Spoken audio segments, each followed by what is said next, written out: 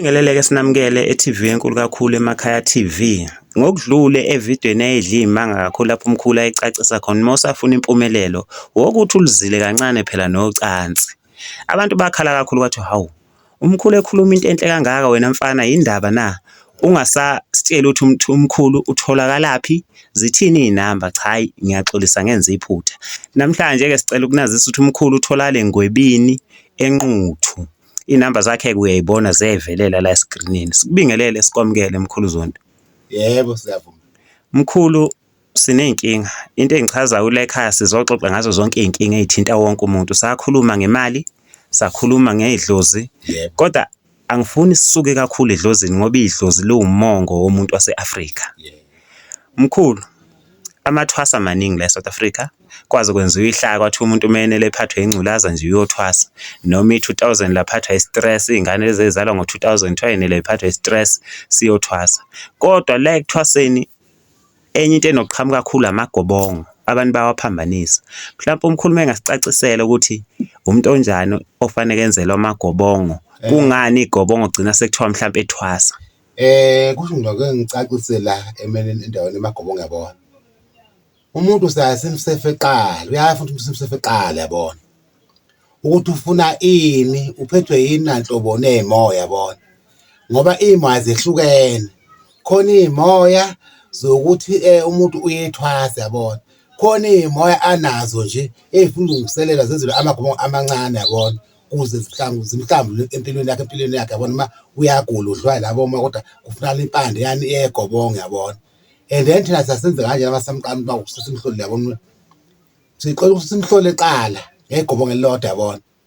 Kuthi lento iyavumelana naye yabona. Uma isivumelana nawe uyawubona umehluko ukuthi uyalula uma kuyona yabona. Sesiyakwazi ukumfaka straight kodwa kuleli gobongo elincane ley'moya yabona. Ngoba ukhona lo oney'moya zokuthwasa yabona. Mina angangazi lapha edlozi uma ephethwe yidlozi ukuthi uyethwasa yabona. Wayengafiki la ekhaya umuntu wayefika noma ngokuphakathi kwababili amaqhude eheyiza. Uzofika mhlawumbe aweke la eladini yabona noma la ebaleni yabona. Lowo muntu kuyethwasa yabona. Lo ngimhlolile ngamhlola umuntu ofuna ngihambe ekhaya kubo ngiyomenza ini amagobongo la amancane.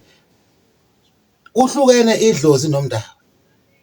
Umndawo ufana nedlozi yabona. Umndawo ufuna ukuthi ugxobele ekhaya umphothule umuntu hathi usethwasa ngalokho.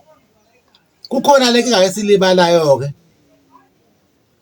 Ubona umuntu usegqoke amabhayizi anguseyisangoma. Azange wayethwasa ndakayadla lento le ndabona. Kodwa manje sekwathatha. That's why abantu behambe bathwasa abantwana kanti azange bathwase yabona.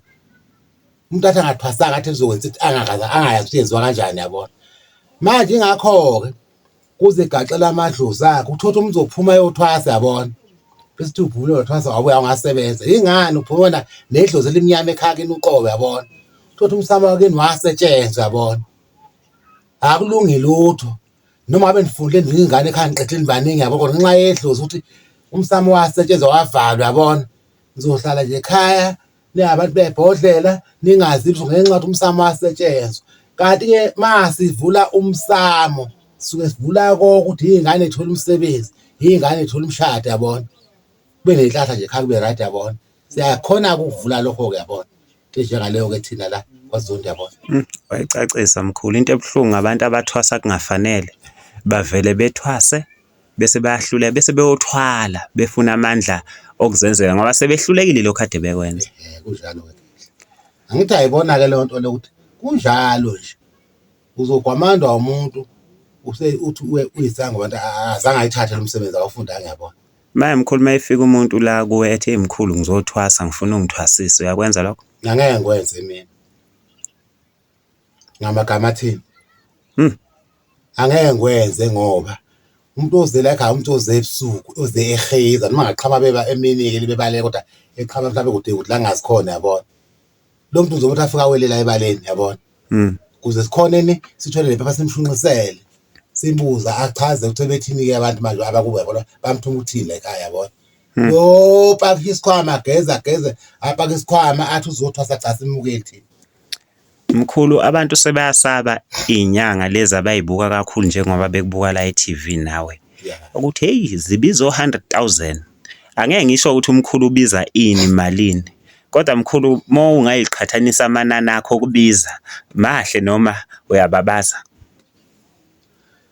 Ngiyababaza le mali abayifuna ebantwini ukuba ngayofuna into kumuntu mina engenayo endlini, kodwa ngikwazi ukufuna imali engaka kumuntu. Maqeda umuntu aphume-ke mangasizakali. Eish, usuthatha u-30,000 wonke. Manje-ke Wamnika into engekho.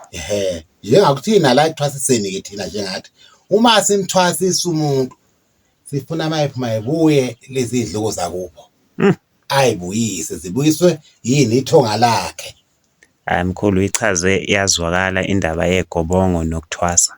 Asiphinde sihlangane futhi sesizoxoxa esinye isihloko esiyingqayizivele evidweni elandelayo.